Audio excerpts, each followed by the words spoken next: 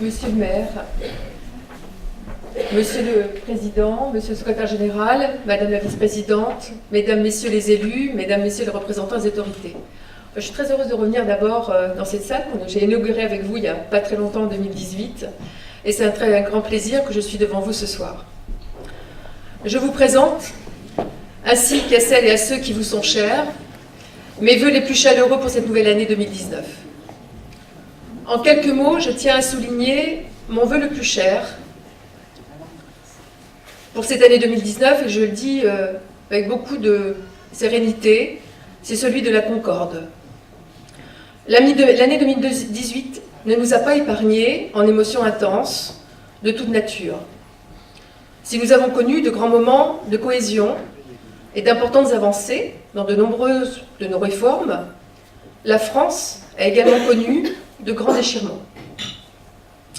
Plus que jamais, nous devons bâtir un avenir meilleur, reposant sur notre capacité à inventer de nouvelles manières de construire notre vie ensemble pour que chacun puisse vivre dignement.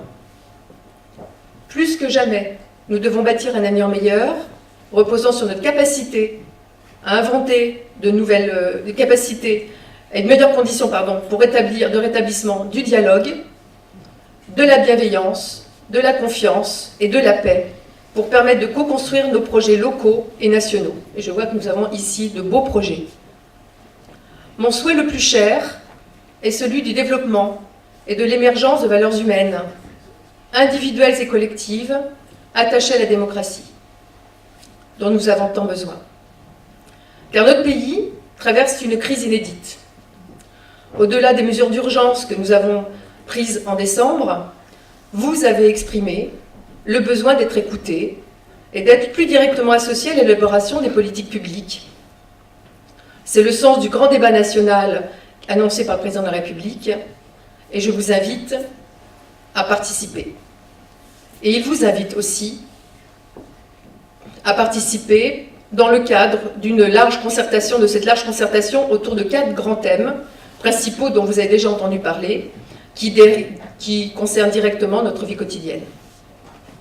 Alors le premier, c'est celui de la transition énergétique. Vous le savez, ici, c'est vrai qu'il y a énormément d'exemples extraordinaires sur le développement de la transition énergétique. La fiscalité, une autre thématique qui vous intéresse au plus haut point. La démocratie et la citoyenneté, l'organisation de l'État et des services publics.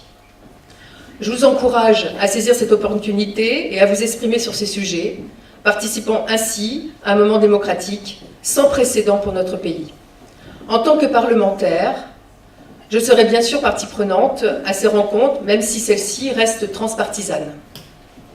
En effet, le grand débat sera supervisé par la Commission nationale du débat public et un collège indépendant sera chargé de s'assurer du bon déroulement. Je vous invite à ces moments d'échange et à participer sur tout le territoire à des débats publics locaux qui vous sont accessibles.